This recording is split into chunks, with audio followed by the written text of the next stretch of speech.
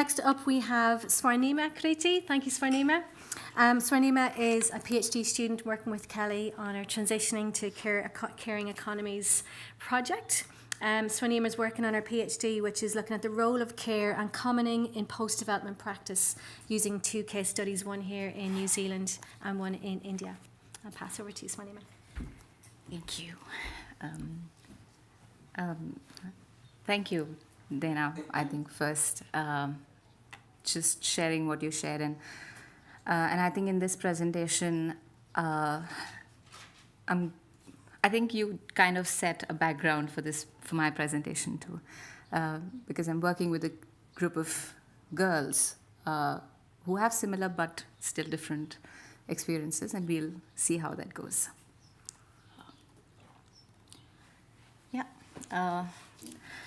So hello everyone, I'm Swarnima, like Ash said, and today I'm going to share a story of how art became a way of caring in two villages in central India. And so where did it all start?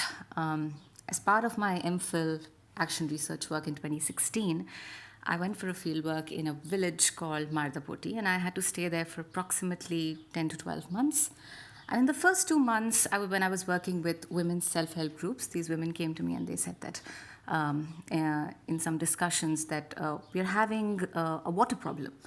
And I was like, okay, water problem, let's work towards it. But what is this water problem again? Is it infrastructural? Is it, what is it exactly? And then what I did was, to understand what this water problem was, I organized an exercise for the youth in the village. And I asked them to paint anything that represented water for them. And all these young women painted women carrying water, like you can see. And men in the village painted water as aesthetic, nature, not relating to labor. So then I also realized out of the discussions that it was not easy for women and girls to talk about water as a labor question out in the open. And I realized art was one way of getting this in the open space. Now we did, as part of my action research, end up scripting a play and hint towards division of labor in the village and perform that play in front of everyone. But I think in the process, something changed in me, and I did not leave after my MPhil. I stayed back and I continued working.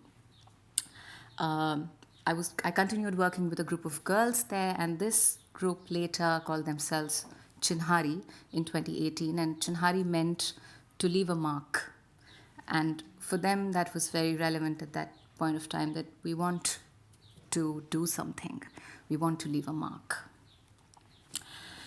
So as I continued my action research, it was COVID hit, and in 2020 we know that it was lockdown, and in the village we had expanded to another village called Dokal, and the situations were not very good.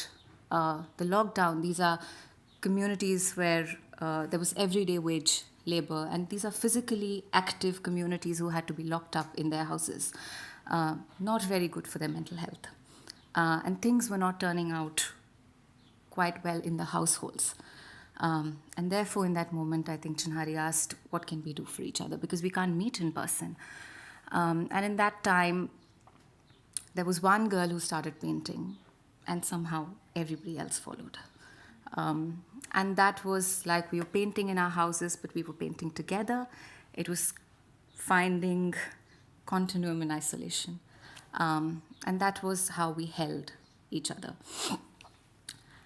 Now the girls continued to paint, and after some time, they kind of looked at painting as expression, as representation, and it was like inner introspection of who are we. And if you look at the slide, you'll see that side talks about how the village life is. And these are girls who at one point of time thought their voices, their world, their surroundings, their culture didn't matter, are not things that people are interested in, but that changed into that. And that's that's what they do. They have a lake next to their village, and that's how they play. That's how they celebrate the tattooing system in their culture. And then to the right side is how girls also imagined what is the philosophy of their way of life, which I always get inspired by these two paintings where they, it's the plant world, animal world, human world, they're all interconnected. And as if this one represents how flourishing the world around us will be how flourishing we are, how joyous we are, and how joyous the world around us is. And this is how they represent female friendships and women's collectives, that we may have fragments in us, but we are not fragmented. We come together and we complete each other. So that's how they kind of said that we mattered and we're important. And I think that changed something in them. And that was in, I think, the same time when COVID was happening, schools were closed, and the girls started teaching the children in the village because, of course, it was lockdown. They had to help the process of education. And over the time, over 3-4 years, they realized that there's something that they had to do with education, and that they had to include their culture, their idea, their relationship with nature into it. And in January 2025, they inaugurated an open learning center called Hamar Srijenshala, which meant our abode of creative learning. And they brought education learning, I would say more, learning to their culture and nature. And they used art and play to do it. So one of the instances, or one of the stories that I'll bring in is they do Pola. Pola is a festival where they celebrate the bullocks for their job in agriculture. And people make and decorate mud bullocks. But that's something that was fading now. So what the girls did was to reignite their childhood memories. They thought, let's get the kids together.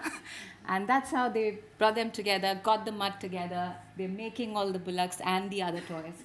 And they actually dressed up, did the festivities, did like the elders come together and pray to the bullocks, and then played with it. Now this was their way of connecting what we were also discussing in one of the sessions, Mokopuna, Roha, how they connected their ancestors, the present, how they understood culture for themselves, and the Mokopunas, the kids in the, and that was art for them, art as a way of caring. And finally, I think in this story, art has been reimagined again and again, but it has always been a way of caring.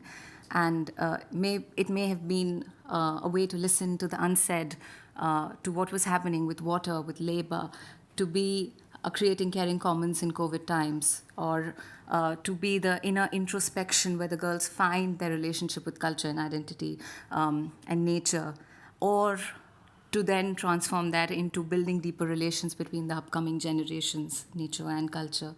Or finally, I would say to bring joy, to have your hands in paint, water, mud, and that changes something in you. And that's their experience of satisfaction, happiness, more happiness, I would say. So I think that's the journey that with them, I think I was sitting in the back seat, and as they were driving it, we all had together. Yeah. Thank you.